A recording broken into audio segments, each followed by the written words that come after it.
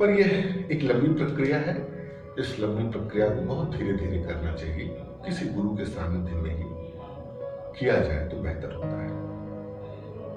लेकिन उसके पहले कुछ छोटे मोटे ऐसे उपाय होते हैं अगर बच्चा करता है, जैसे सरस्वती मुद्रा की चर्चा मैं यहाँ करना चाहूंगा। और सरस्वती मुद्रा की जो चर्चा जो मैं इसलिए कर रहा हूं क्योंकि इसके बाद के प्रवेश, इसको करने के बाद आप खींची मुद्रा में प्रवेश करते हैं। आप अपने तालू पर अपनी जीवा को जब सटा लेते हैं और वहां पर कुछ बीजाक्षर मंत्रों का प्रयोग किया जाता है, उस लिहाज से सरस्वती मुद्रा की बात कही गई है। अच्छा, एक महत्वपूर्ण बात है जो मैं यहाँ आपके साथ करना चाहता हूं।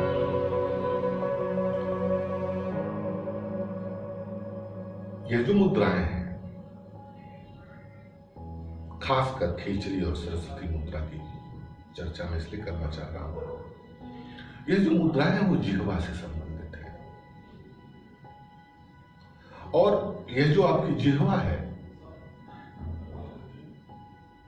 ये जिह्वा ही महत्वपूर्ण है आपके स्वर यंत्र को से शब्द, अक्षर इत्यादि निकालने के लिए और एक तरह के स्वाद को ग्रहण करने के लिए।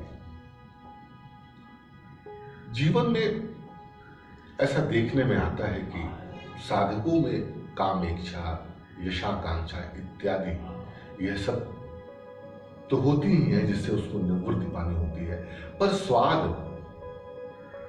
की जो इच्छा है वह समाप्त नहीं होती है, ऐसा भी अनुभव में आता है।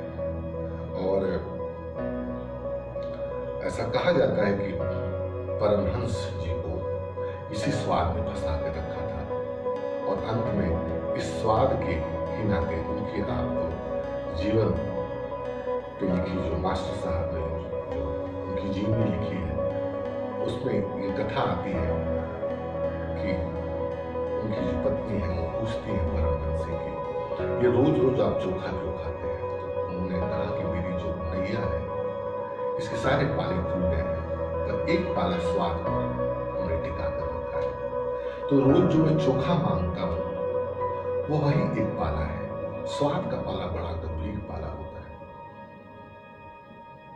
और हमारे यहाँ तो स्वाद के पाले को ही लेकर के रस दर्शन की पूरी परंपरा खड़ी है।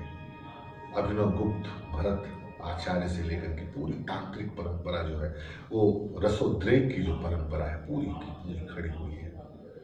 तो परमहंस के विषय में यही है कि उन्होंने कहा कि जिस दिन यह मेरा पाला खुल जाएगा, समझना उस दिन मैं अब मेरी विदाई का समय आ गया।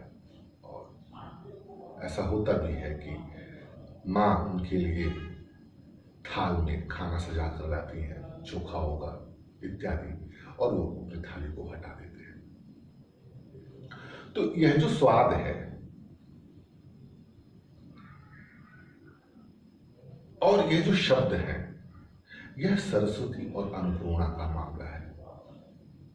सरस्वती किसी खास क्षण में अन्नपूर्णा हो जाती है और अन्नपूर्णा किसी खास क्षण में सरस्वती हो जाती है। इस रहस्य को समझने के लिए खेचरी मुद्रा का प्रयोग किया जाता है और ध्यान, यह एक तरह के ध्यान में प्रविष्ट होने का एक उपाय है और बड़ा कारगर उपाय है। आपने देखा होगा कि मां काली की जिह्वा निकली हुई है और यह बड़ा वैज्ञानिक है समझना कि मां का जो कथा है वह तो यह बताती है कि मां काली की जिह्वा पश्चाताप के नाते निकली। पर मैं यहां कुछ बातें जोड़ना चाहता हूं। जो भी योग की दुनिया में आगे बढ़ना चाहते हैं या जो भी साधना कर रहे हैं, यह जो पश्चाताप है और पश्चाताप के बाद किया गया जो व्रत होता है या उसके लिए चुपचाप एकांत में बैठ करके जो साधनाएं होती हैं, जो पश्चाताप किया जाता है, वो क्षण बहुत महत्वपूर्ण होता है यौगिक साधना के लिए। असल में जो खेचरी मुद्रा है वह आपके जीवन में जो शब्दों के द्वारा और स्वाद के द्वारा जो किया गया अनाचार है, उसके पश्चाताप में अपनी जिह्वा का किया गया प्रयोग ही खींचरी मुद्रा बनता है। जब आप पश्चाताप के क्षण में होते हैं तो आप कि उसी घाटी के पीछे जो गड्ढा प्रदेश है वहां से एक तरह का रस निकलता है। और दरअसल यही वह क्षण है जब व्यक्ति को जब गहरे पश्चाताप में होता है, अगर वो खींचरी मुद्रा में चला जाए तो कुछ संभावनाएं हैं, घटना घट जाती है।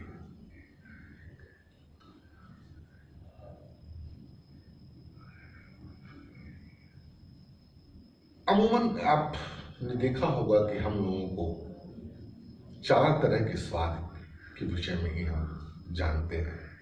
खट्टा हो गया, मीठा हो गया, कड़वा हो गया, तीखा हो गया। पर 5वां स्वाद भी है जो टमाटर इत्यादि को खाने से मिलता है, मीट मांस खाने से मिलता है।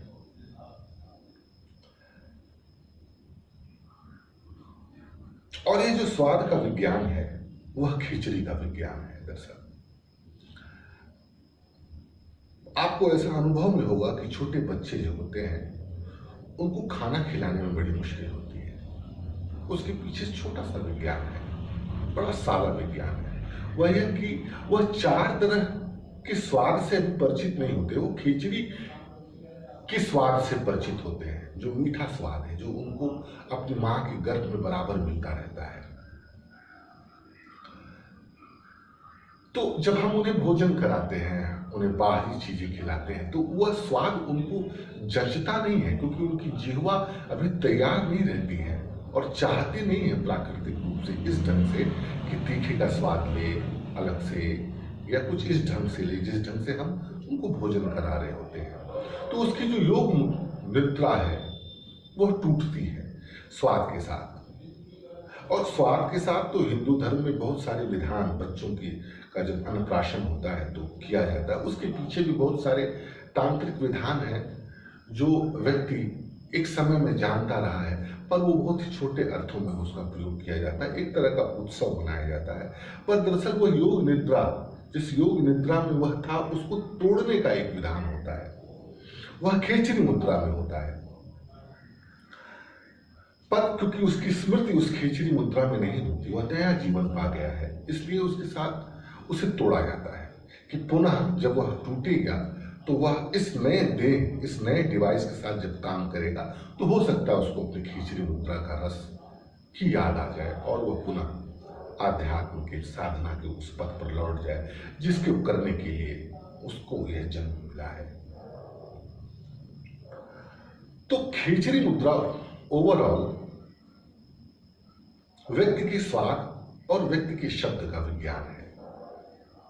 ये एक प्रारंभिक अवस्था है जब हम ध्यान में प्रविष्ट होते हैं, और ये बड़ा ही कारगर उपाय होता है। तो नादानुसंधान करने वाले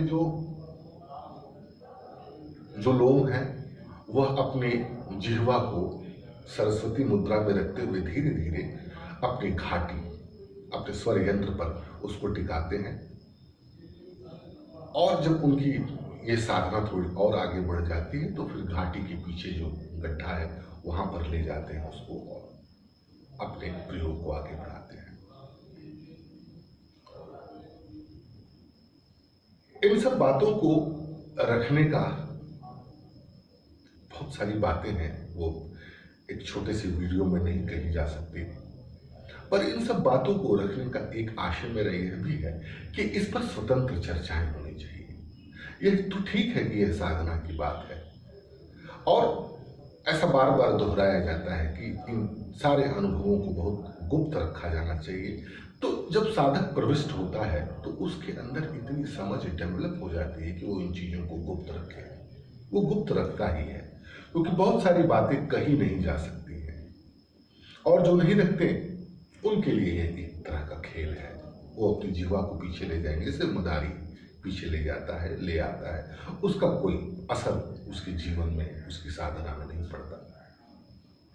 पर जो साधक हैं जो इस दुनिया में कुछ काम करना चाहते हैं, जो कर रहे हैं, उन्हें इन बातों को स्वतंत्र रूप से लोगों के सामने लाना चाहिए। क्योंकि साधना तो परम धर्म की बात है। परम धर्म की बात को इतने रहस्य में रखने की आवश्यकता क्या है?